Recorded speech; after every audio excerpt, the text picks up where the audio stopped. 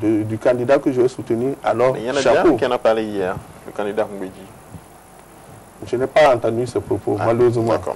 Oui, si j'avais entendu, j'allais me prononcer dessus. On ne vous le dira pas alors. D'accord. Vous avez travaillé aussi, vous avez dit tout à l'heure, vous l'avez dit en début d'émission, vous avez travaillé au sein d'un groupe de réflexion sur la fiscalité de développement. Je crois que c'est un sujet, c'est un aspect qui a été demandé par le gouvernement. Pourquoi d'abord vous avez travaillé là-dessus? Pourquoi ce groupe de réflexion? Non, je pense que l'objectif est clair. Hein. Comme je l'ai dit, on a constaté qu'il y a un essoufflement de la fiscalité. Et deuxièmement, nous sommes dans une période de mutation de la fiscalité. Il y a les accords de partenariat économique, il y a les accords d'intégration régionale CEDEAO, parce que la CEDEAO ne fait pas que la politique, hein, ils font aussi de l'intégration, l'UMOA. Et il y a les accords multilatéraux, OMC et autres, qui font que les droits perçus à la frontière vont diminuer de plus en plus. Donc, il y a la nécessité de faire ce qu'on appelle la transition fiscale. Donc, tout cela, plus l'essoufflement de la fiscalité, fait que le gouvernement dit qu'il faut réfléchir sur une nouvelle fiscalité, réfléchir pour aller vers une fiscalité qui favorise ou ne défavorise pas les acteurs de la croissance que sont les entreprises, mais qui permet à l'État de mobiliser des ressources. Qu'est-ce que vous avez proposé? Quel est le travail concret que vous avez eu à faire? Nous avons fait un diagnostic très détaillé de la situation fiscale qui a conclu effectivement au caractère archaïque de la fiscalité béninoise qui, à certains égards, est encore celle de... Nous avons hérité du colonisateur. Alors que là-bas, on a déjà fait plusieurs réformes. Nous, on traîne encore des dispositions qui sont dignes de la période coloniale. Et à partir de ce diagnostic, nous avons fait des propositions de réforme de la fiscalité du secteur informel, de modernisation de la fiscalité, de réforme de la fiscalité personnelle, de réforme de la fiscalité des revenus et aussi de bonne circulation de l'information fiscale. Parce que le vrai problème est là. La fraude est possible parce que les informations qui sont dans une régie ne sont pas forcément visibles par une autre régie. C'est-à-dire qu'il n'y a pas eu... Oui, c'est-à-dire je peux avoir importé des choses, donc avoir un dossier fiscal à la douane et faire au niveau des services des impôts comme si je n'avais pas ce dossier. Donc le recoupement n'étant pas possible, je peux frauder, Vous voyez?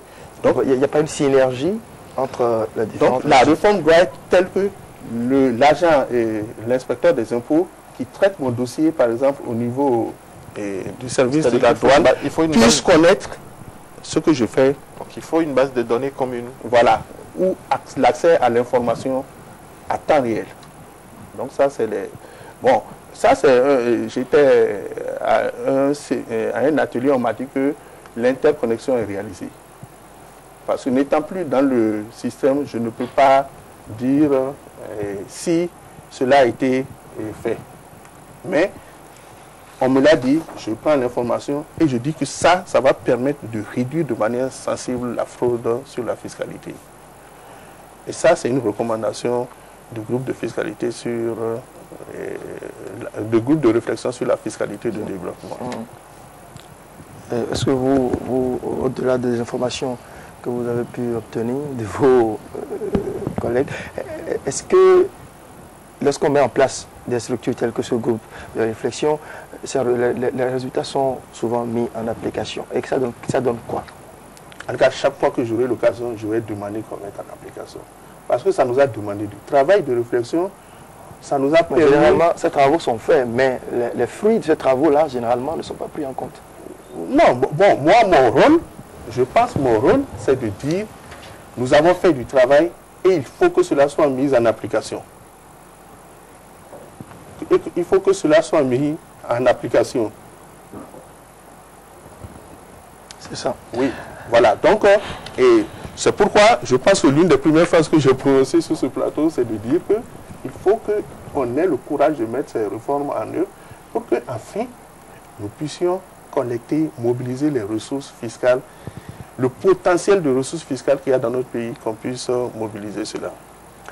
Nous allons, avant de boucler le dossier budget, et quand même se prononcer sur l'actualité, même si vous n'allez pas mettre devant votre appartenance politique. Alors, je voudrais qu'on parle un peu brièvement de l'agriculture.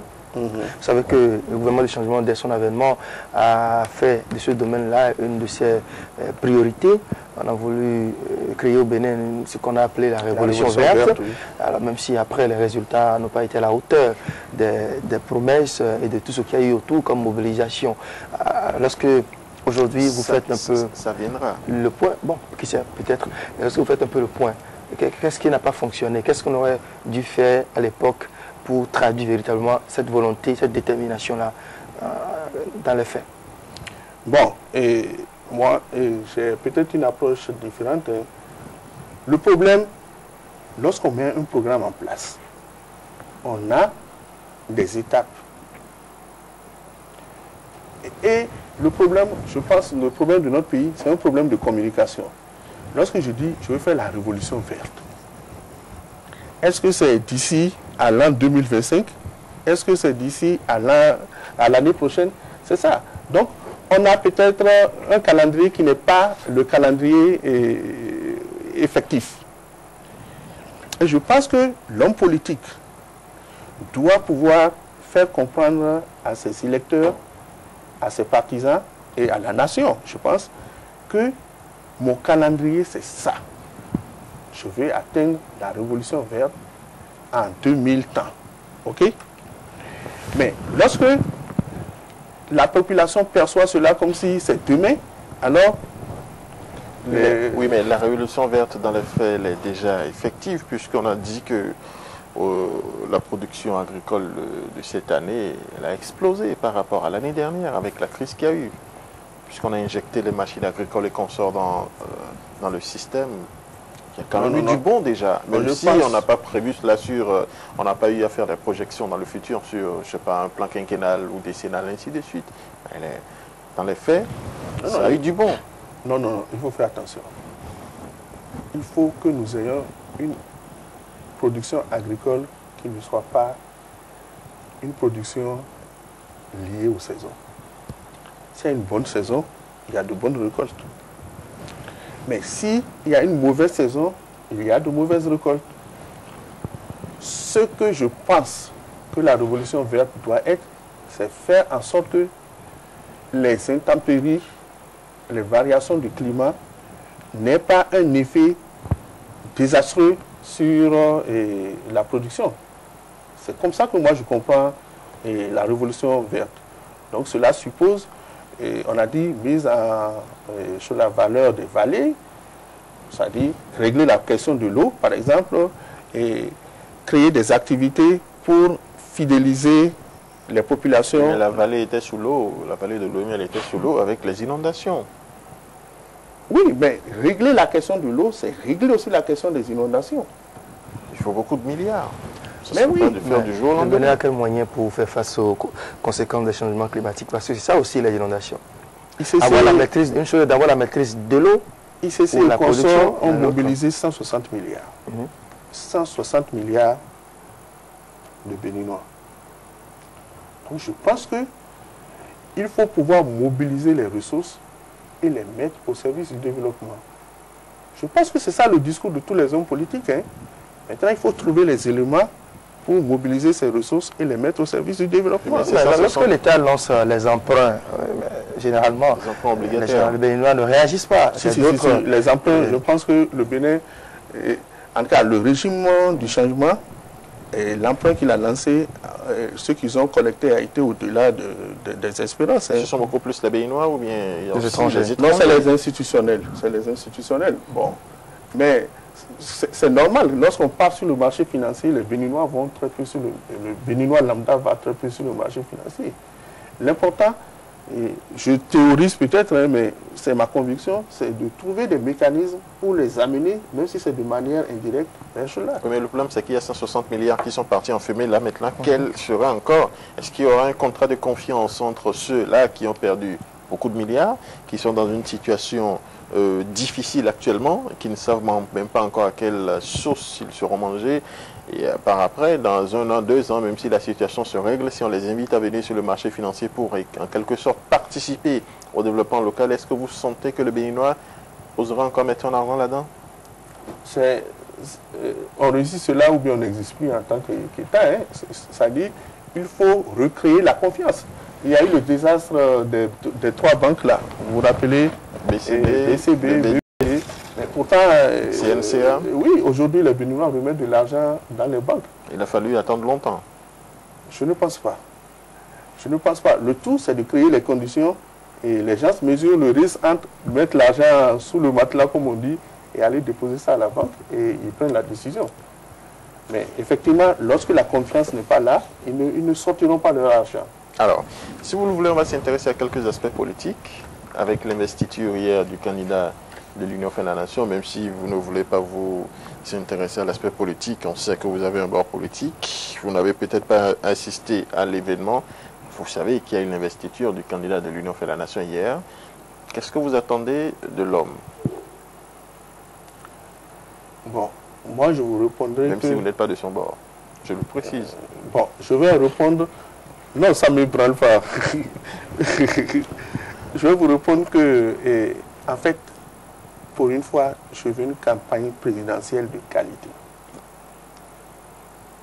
Une campagne présidentielle où on ira au-delà des questions terre à terre. Où on va débattre du Bénin.